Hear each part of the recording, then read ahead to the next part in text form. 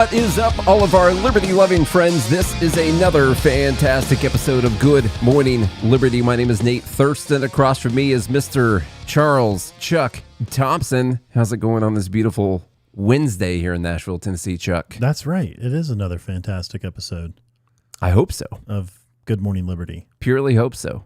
That's just what we do. Yeah, I planned on talking about the Somali fraud scandal in Minnesota, and then this other scandal type thing with DEI and the Small Business Administration, and then I read about this Instacart thing. Scandal.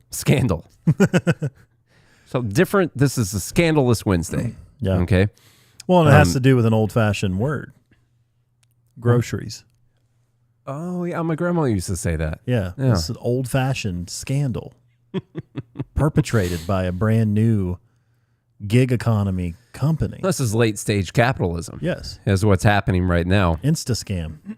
So I guess we'll start with the Instacart thing and maybe get to the Somali fraud thing, which is crazy. You're talking like $1 billion was stolen from these programs under the COVID relief, It's not important. And you know what's pretty important? crazy. InstaSCAM. That's one. Yes. You don't want to hear about the other DEI thing where people were just putting up minorities as like owners of businesses, but then going out and getting contracts and keeping the money, but they're just using minorities to book the work, and the government just paid the money because it was a minority-owned business. Sounds like smart people to me. It's pretty good. Or like how clearly this town in in Minnesota was claiming to feed like double the population of the town itself, and just kept getting money. And even the DOJ started investigating them in 2022, and they keep getting money. They just keep sending money to these programs. I got to tell you something. I'm in the business world, and I know several businesses that have a woman as a CEO. And the whole point of having a woman as a CEO is that she's the best for the job. They get special loans from the SBA because it's considered minority or women-owned business. Disadvantaged person. Yes. Yeah, disadvantaged person. Now, we don't know what a woman is. No. But except for in this context. In this context, yeah. Yeah. If you apparently, if you have a vagina and you run a business, you're considered, that's a woman-owned. Can you identify as a woman? Business. You should look into that. Never thought of that. You do own a business. Maybe I am she. You are she. I am she, and when he's her. Apply for that loan, I'm going to be one of them boss bitches. You are a boss bitch, aren't you? Aren't you? Look at that. Look at that. That's what I'm going to be. Yeah, that's what I've always wanted to be. Like on the good news here, the Small Business Administration on Friday ordered all companies that get preference for government contracts due to their status as socially disadvantaged minorities to provide detailed financial information to show they're not defrauding the program. This is just a thing with this one and the whole Somali pirate thing in Minnesota. This is just what happens when you're distributing stolen goods. That's the whole point of the conversation I wanted to have today. And we're not even going to get to the Russians and Ukrainians that are here in Nashville and Franklin, according to Candace Owens. They're just running the streets here right down the road. It's this billionaire Ukrainian that works at like a grocery store, I think, in Franklin. Something like that. That's been sent here, I think, to kill Candace Owens by the French government. I saw a video in the Franklin community group, like the Franklin Facebook page. Yeah, I saw this last night. And I actually thought about going to the guy's place of work. They call that where he works. Like, here's the name he's going by, and here's where he works. Yeah, Brummy. What's it called? Brummy something? He's got some name. You could have named any random guy and said, yo, this is the name he's... Okay, sorry. Now we just flipped into a Candace Owens thing, and we're trying not to do... Well, I'm just saying we don't even have time to get to that. No, we don't. We have so much other fraud to get to. We also don't have any time to get into the SBA administrator saying that there's mounting evidence that minority contracts have become pass-through vehicles for rampant abuse and fraud, especially after the Biden administration raised the target for the contracts that are set aside for minorities from 5 to 15% of all contracting dollars. Okay, now which is a lot, by the way. Yeah. The records will shed light on the extent to which companies are subcontracting out the work to non-disadvantaged firms while keeping a cut for serving as a middleman or a front company that would defeat the purpose of the program. Like what you'd have is like a minority, okay, and they would start a pass-through company where they just book jobs, and they would go to the government and they say, I can do this job, and they get the money. They keep a lot of it. Over half of the money they keep for themselves for being a minority that booked this job, and they give it to that white guy over there to do the job. Well, that's what whites have been doing to blacks for years. It's just flipping the tables.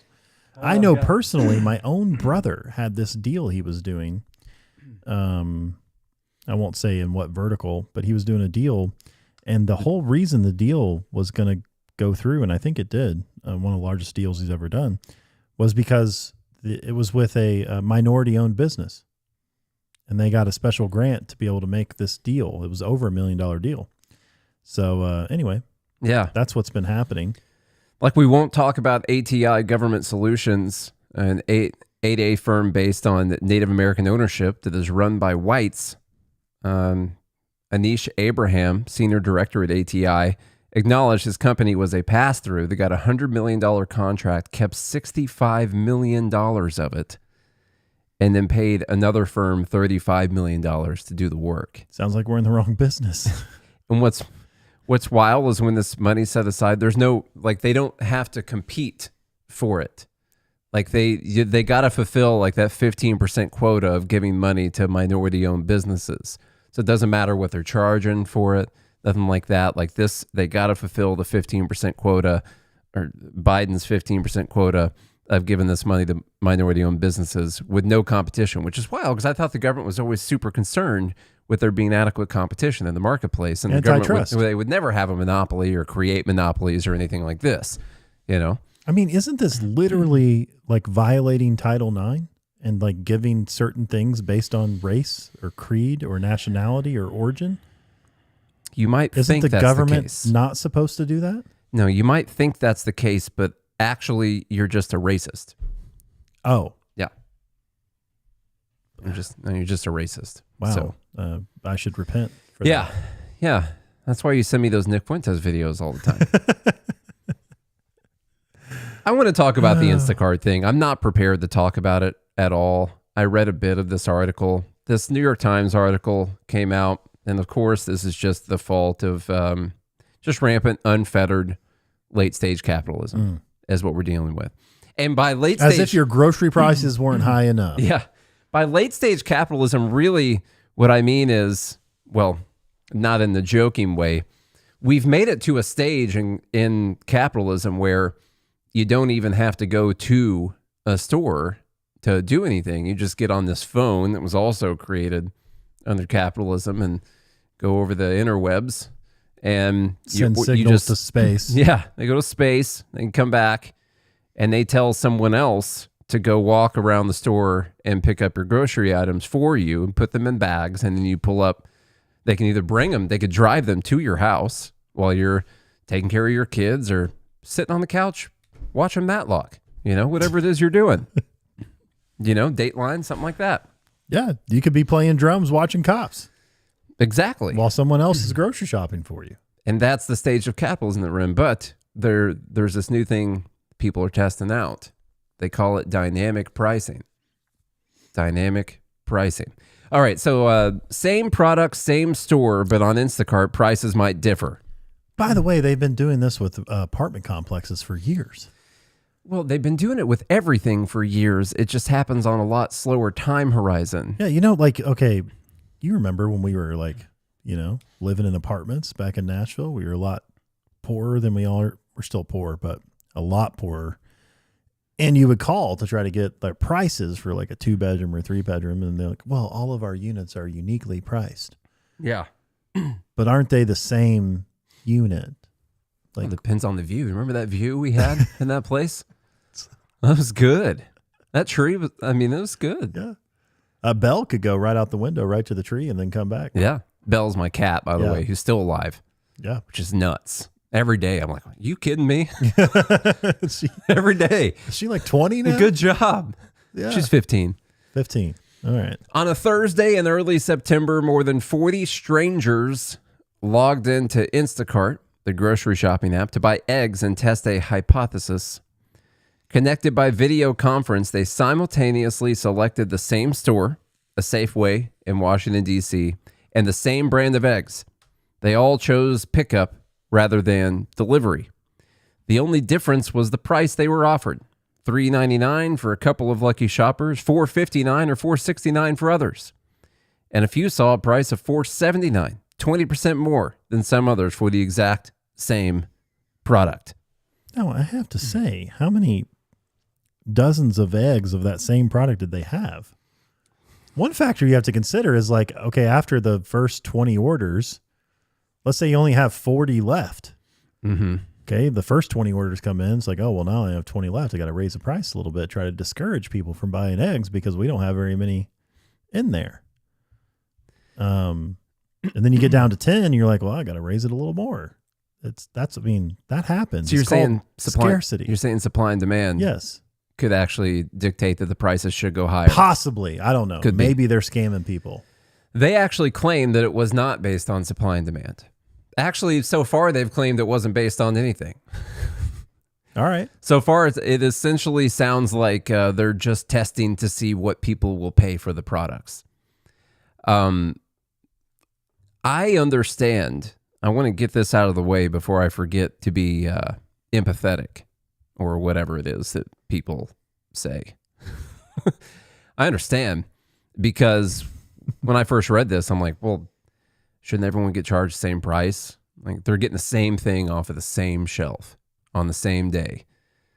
And then I'm like at the same time. And the person at the store has to get 20 to 40 different orders at the exact same time. And I'm like, or maybe it was 20 to 40 people fulfilling those orders. And maybe so, those independent contractors charge a different price for their services. Yeah.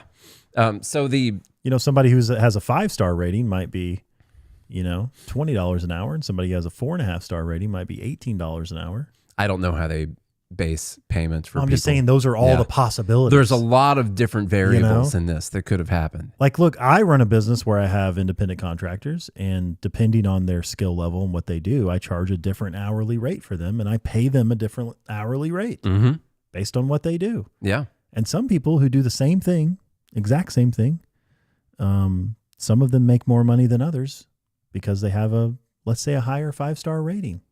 Or they were just better at negotiating. They were better at negotiating. The simple answer is they asked for it. They have a higher skill set. Yeah.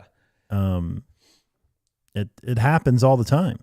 Now, this is a different thing. Like, this is why a lot of people will see this and be very upset, because you're thinking you're going into the store and there's two people. You both go to grab the mayo off the shelf, and then you both walk to the checkout. You assume both of you are going to pay the same price for the mayo. And that's the other thing we ought to make sure we say. If it says on these apps, which I've never used Instacart before, but if it says in-store pricing, like in-store pricing, I'm sure there's something in the terms and conditions that just negates those words. But if it says in-store pricing, it's reasonable to assume that there is a price tag in the store and that's the amount you're paying for that good. By the way, I have a personal story on this. I just recently did in-store pricing with Kroger, and I can tell you that with this delivery, they included the receipt in the bag. That's good. I actually did a comparison for what Instacart charged me and what the receipt was from Kroger, and they were the same. Mm-hmm. So it truly was, in that instance, it truly was in-store pricing. Yeah. Or at least that's what they paid at the register. Let's now I had to pay like whatever it was, a $10 convenience fee. That's how Instacart makes money. I obviously tip the person. I do have Instacart Plus, which I think is $10 a month, and so I get free delivery, but it's not free delivery. It's $10 a month. You pay $10 a month for delivery. Yeah, and so all of those things are factored in. So yeah, I mean, I paid probably $30 more for my groceries than if I would have just driven myself there, but that would have taken me like 2 hours, and my time is worth a lot more than $15 an hour. So for me, it makes sense sometimes especially when I don't feel like doing it and I've got other stuff to do, to have someone deliver my groceries. And I do assume that when it says in-store pricing, it's in-store pricing. Now I've only run one experiment on this, and I didn't even intend to run an experiment. I just happened to notice the receipt was in the bag.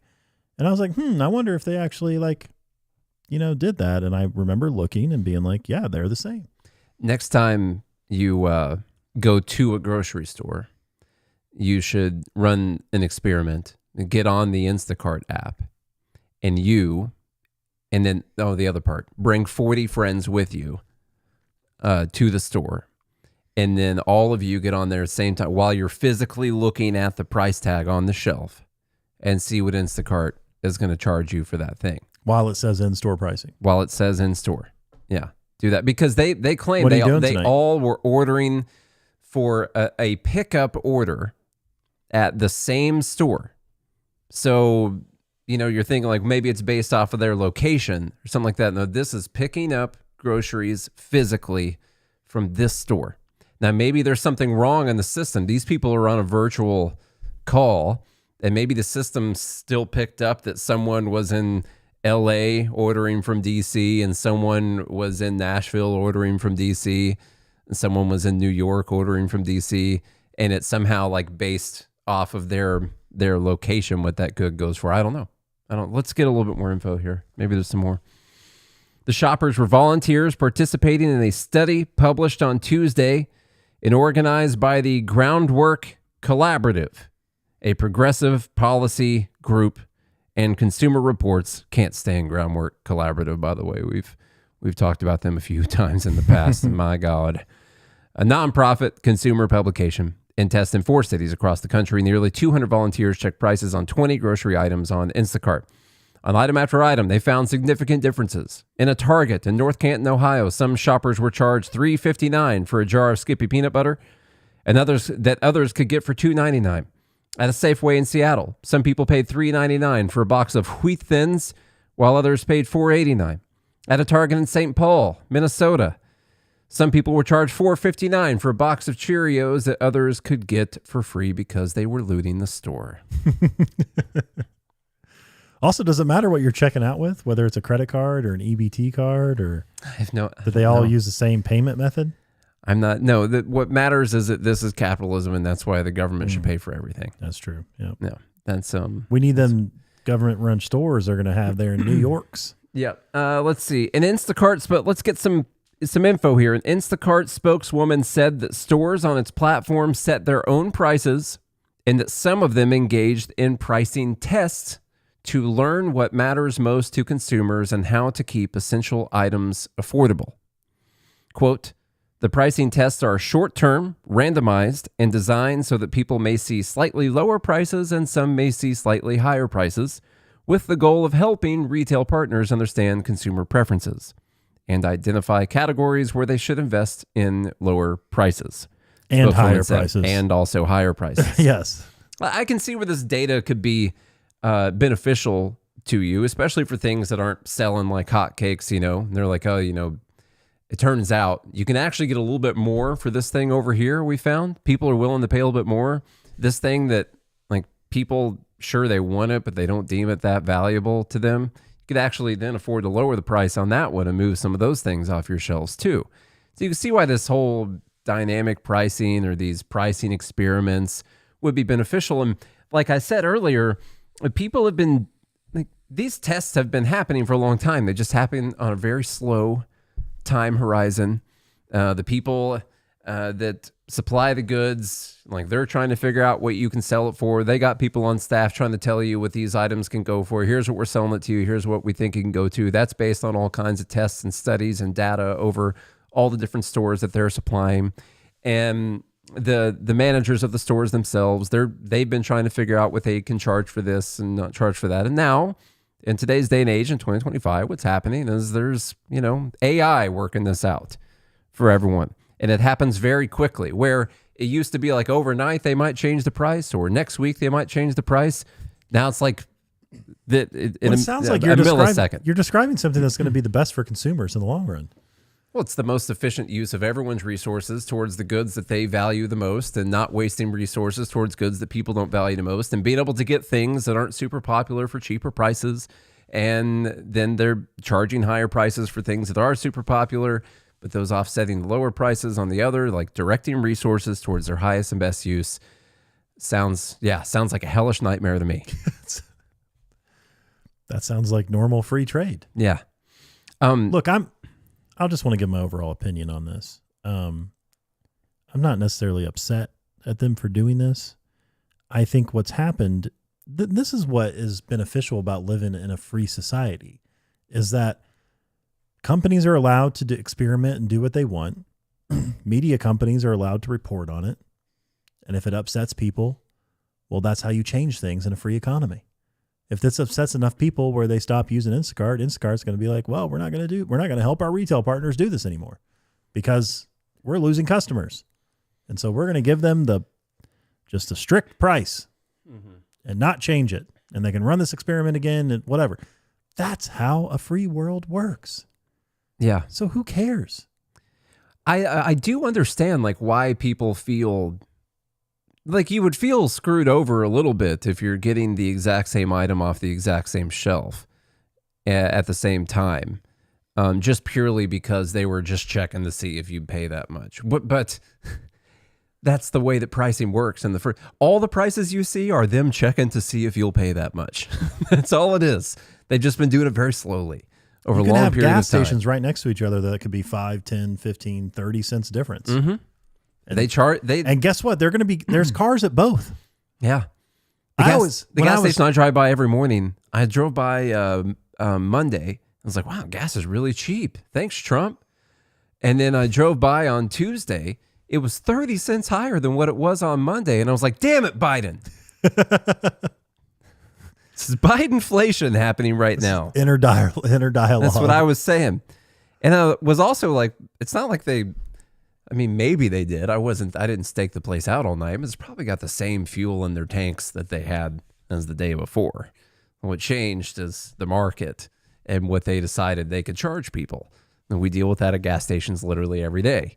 You know, the price changes throughout the day, every single day, based on what the market is saying. Not just because they just got a new truckload of fuel, but because they're also anticipating the future prices they might have to pay, or they're just saying, you know what?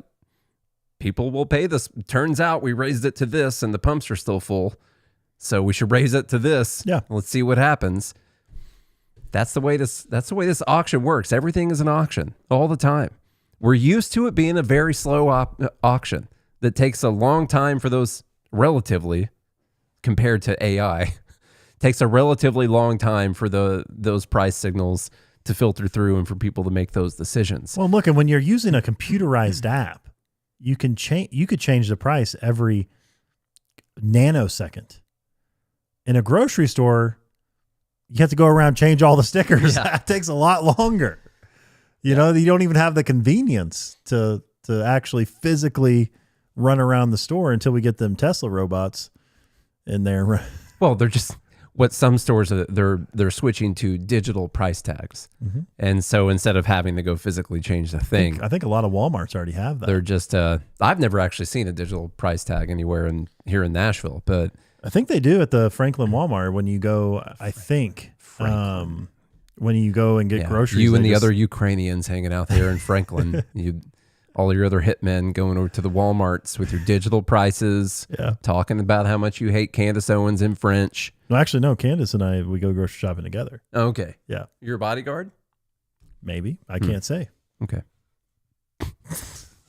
But no, I think I remember seeing they put them on the shelf, and that way they can change them dynamically. Maybe we should just sit there and watch the digital price tags and just stay there at Walmart, see which ones start changing numbers. Let's put like a hidden camera on there. Yeah. This is where it gets a little bit more confusing because we haven't exactly been told what's going on here, except for they're doing experiments. You know how Instacart said, well, the store sets the prices that are on the thing. Target, which was one of the stores in the experiment, says the company is not affiliated with Instacart and is not responsible for prices on the Instacart platform. Instacart said that during the period covered by the groundwork study, it was evaluating different approaches to covering its costs, but has since ended pricing tests on Target orders. And so here's another thing as they start to see the supply and demand, like, can they get a little bit more off that item? You know, sure, Target's going to charge what they charge for that thing, but what if we could charge a little bit more for it? Which I would assume Target would not like very much, because Target wants to be seen as someone who has that price good, not the Target plus Instacart price good on the shelf. So they ought to be transparent about whether or not that's the Target price or if that's the Target plus the Instacart markup. You can tell price. Who the real criminals are here, because Safeway and its parent company, Albertsons, declined to comment. Ooh, they pled the fifth. Yeah. Basically. Let's see. Like I said, I hadn't gone through all this. Prices are more flexible than they were 10 to 15 years ago. We know that. Rise of e-commerce. Elizabeth Warren is mad about this whole thing, if you can imagine. Of course she is. If you can imagine such a world. Michael Scarn had, this is the executive director of Groundwork Collaborative, saying right now, Instacart is quietly, this is Lindsay Owens. It's Michael Scarn who sent it to us, who's the star of Threat Level Midnight, just in case you guys are wondering. Right now, Instacart is quietly running experiments on millions of us while we shop for groceries online. They are trying to figure out exactly how much they can get away with charging you for breakfast cereal. That's my favorite kind of cereal. Lunch meat, pasta, and everything in between. How do I know? Oh, there's a thread here.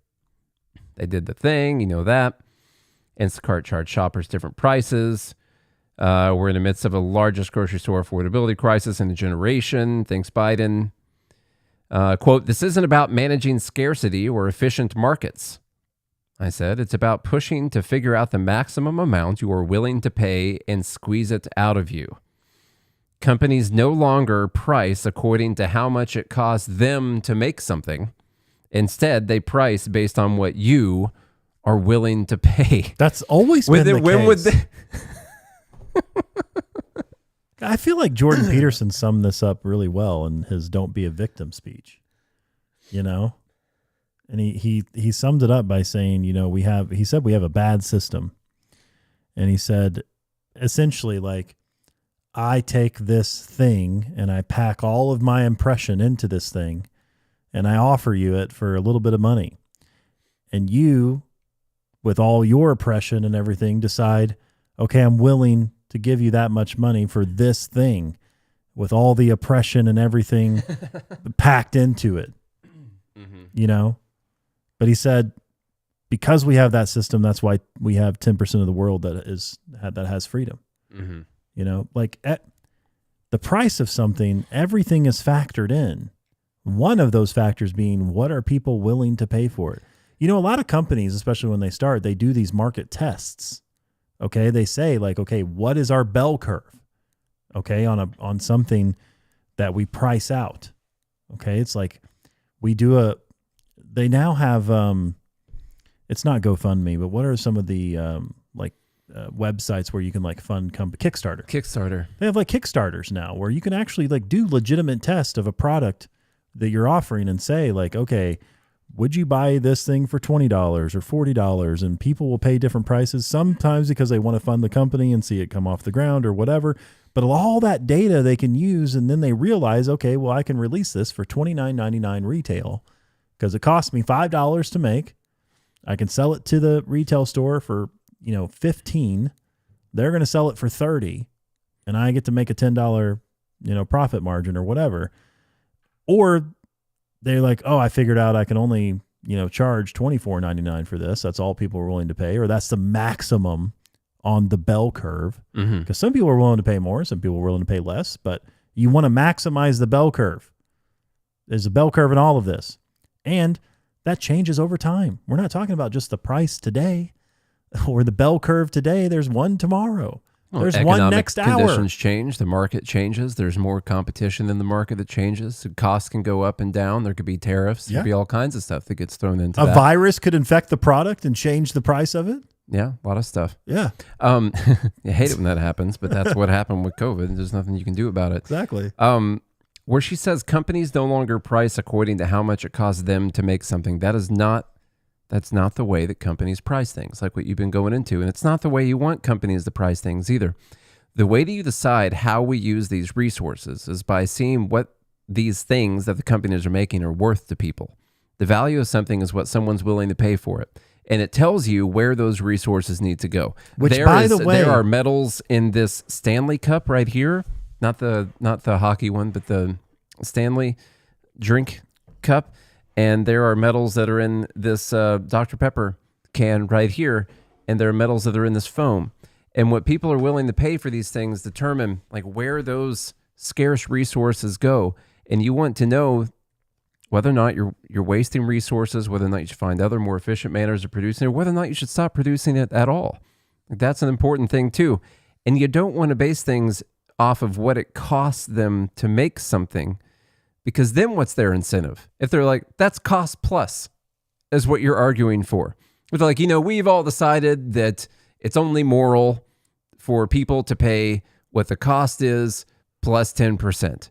And that's all these companies can charge for their products. And it's going to be great for everyone because no longer are we going to have 50, 100% markups on stuff or 1,000% markups. Everyone can do cost plus 10%. So what happens? Cost goes up. Cost goes up. You have no incentive whatsoever to find the most efficient way to produce the thing. You're still going to, now what you will still pay attention to is what is the most someone will pay for that. And then your costs are roughly going to be like 90% of that number. And then you're going to say, well, okay, here's our cost plus the 10% we can make, because if we did more than that, someone's not going to pay that much for it. And so the cost of making it's going to go all the way up to that. Now that creates an inefficient use of all those scarce resources that went into that product. You're using labor at times. You shouldn't be using labor. There's much more efficient ways for this to be produced. If you could do it faster and cheaper, you could put those resources towards producing other things for people. And by the way, this is all just an expansion of the barter system.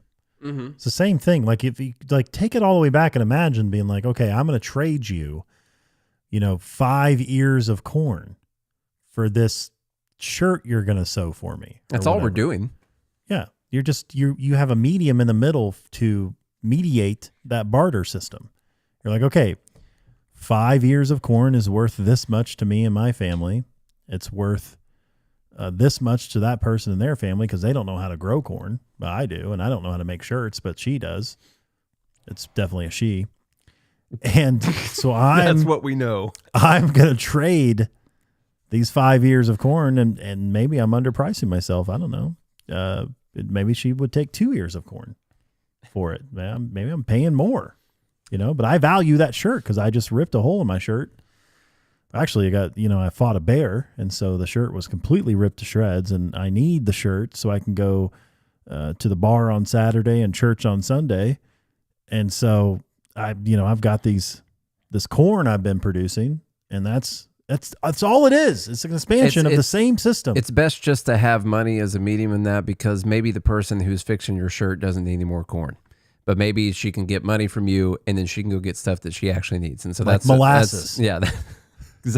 Or more, maybe she needs thread. Yeah. Or something, but the person who makes thread doesn't need corn either. She needs some of that sorghum to make bubble gum for her kids, At the end of the day, because we got to go, at the end of the day, while I realize how this rubs people the wrong way, and seeing things like this change rapidly, I get it. Like I would feel a little bit taken advantage of at first when that first emotional reaction kicks in, knowing like if you and I are sitting right here and we're ordering something from the same store and we're getting charged different amounts. Now, what's funny is most of these people would be totally fine if they were like charging white people more and charging black people less. They'd be like, oh yeah, that's great. That's awesome. Yeah, you should do that. Perfect. Yeah. But no, the fact that it's just changing randomly, that's the main problem here. And so I understand how people feel when they see this. My only point to leave people with is this is the way to find the most efficient use of all of our resources, and we're all going to be better off because of it eventually. While they're doing their experiments, okay, sure. I get it. It's a little bit weird to see that happening. And maybe they're not going to do the experiments anymore. And maybe there's other variables in here that Groundwork Collaborative, who is a clearly biased organization, and we've talked about them plenty of times in the past, maybe they know. They're like, when we logged on with 5 people to buy it, it was all the same. It was once we got to 40 people that were spread all across the world trying to order this, that's when the prices got kind of weird on their system. And since it's not perfect, we're going to post about it and give it to the New York Times. Yeah. And so there's a lot of things here that we don't have all the information on. Bailey brings up a good point that I think a lot of people can resonate with is like, don't the airlines do this as well? Oh, yeah. And there's a really good lesson in this, and everyone needs to realize how Southwest got started and how they became known as the like best quality, cheapest airline. One of the reasons for that is Southwest made this massive jet fuel deal where they got their jet fuel at a certain price for a long period of time. And that allowed them to keep their flights cheaper than other airlines for that long period of time because they had a fixed fuel cost. Didn't fluctuate. Well, now that fixed fuel cost is no more. And when you see Southwest, it's right up there with all the other airlines. It's no longer. And by the way, so now they're changing to look just like all the other airlines. You're going to have assigned seats, no more free bags. They have to have a way to make up the cost because they're not just going to eat the profit margin. What she's talking about too, I think, is that you can see like when you go and look at some flights, okay, and they're one price. You go back like 2 hours later, they're like, oh, people look at these flights. We ought to raise the price on these flights. Because people are, now we know. Also, it matters. People are wanting them. Your location. Yeah. Here's a hack. You can look at Google Flights, change your VPN to somewhere in Europe. They're going to be cheaper than if you're booking in the United States. There's a flight hack for you. Maybe grocery shopping will be the same. Change your VPN to somewhere in Europe and order groceries from Washington, D.C. and see what happens. I was shopping on UnderArmour.com last night. And they pulled this trick, and I knew what they were doing because I put together websites before. I want everyone here. Understand late stage capitalism. I knew what they were doing, and I know how they were trying to create a sense of urgency and a sense of scarcity and a sense of FOMO. When I got on their website, I want everyone listening here to know that the last website I put together, and in fact, I have this option to do it on our merch store, and I don't do it because it feels shady and dishonest. I can literally add a countdown timer to the top of the page that is set to start counting down from the time that you get on the page. And it's going to fix itself to your IP address. And so if you go away and you go back to it, the countdown timer doesn't restart. It knows that it's you. And it's going to keep that same countdown timer going. It didn't start until you went to the page. You set at the start of the super random number so it doesn't look obvious. It's like 2 hours flat when you got on there. You set it to a random time. And when you go there, you say, here's a sale. It's 50% off. And look how lucky you are. You happen to get here an hour and 38 minutes before the best sale of your life ended. And so, once it's in your cart, you only have 8 minutes to check out. And so I got on there last night and there's just a crazy 50% off thing on Under Armour, countdown timer going. I'm like, you shady sons of bitches. Now, I bought $150 worth of stuff just in case. It still works. It still works, even though I know what they were doing.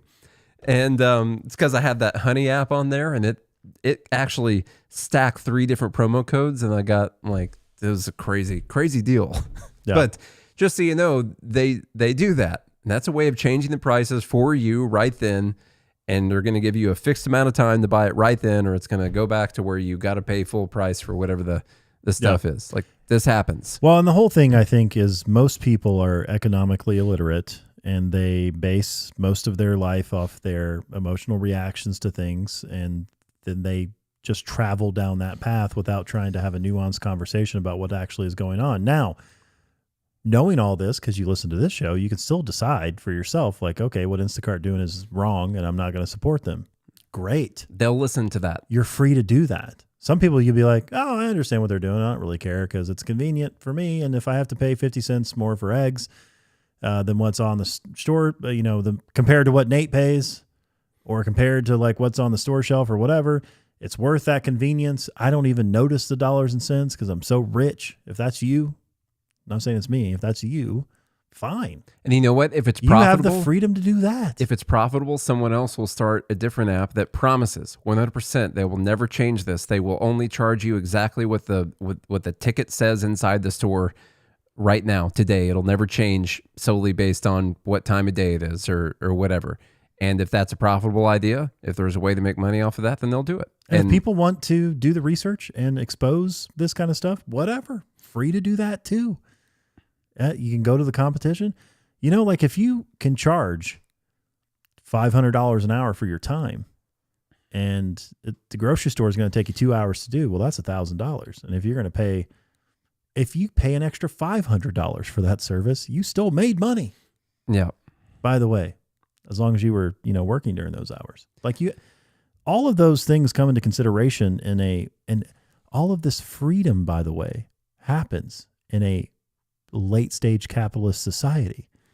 If you think about the alternative, which they're going to do in New York, is that everyone would just pay higher prices until the store runs out of food and then no one gets to eat. Yeah. Those are your options. So, it's okay to be what Charlie said earlier, economically illiterate about things. And most people are, and that's fine. I don't even want to say that as like a dig on people. Like people got stuff to worry about. That's fine.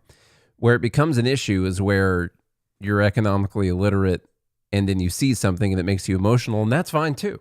That's fine too. Now, the next stage of that is you decide to send a guy with guns to force someone under threat of imprisonment or death to charge whatever you want them to charge, or you find them or you put them in prison.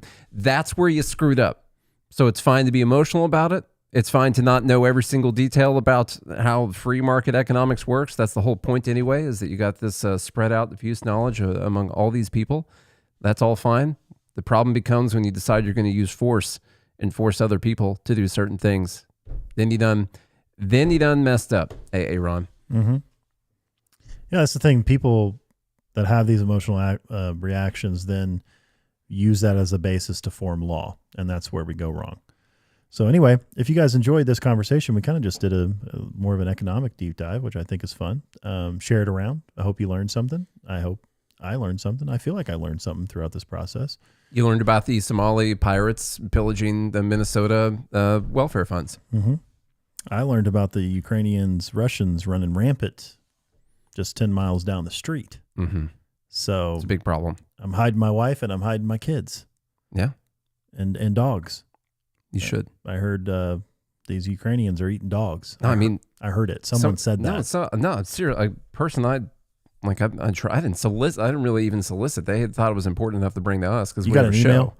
Yeah, I got an email. I'm not going to show it because I haven't like redacted the names or anything on it yet or anything. But yeah, but it's a verified like Gmail address. I'm going to get to the bottom of it. That's good. Stay tuned. Yeah. Mm-hmm. That's good. Tune in next show where we will get to the further, even more bottom of the next thing we bring up. And I tell you what, the bottom keeps dropping. Anyway. All right. If you enjoyed it, share it around, leave us a rating review on Apple Podcasts and Spotify. Go to joingml.com, be part of the Fed Haters Club. Visit the links in the show notes to visit the sponsors that support this show. And if you do all those things, then we're going to be back again tomorrow. Hope you have a good day and a good morning, Liberty.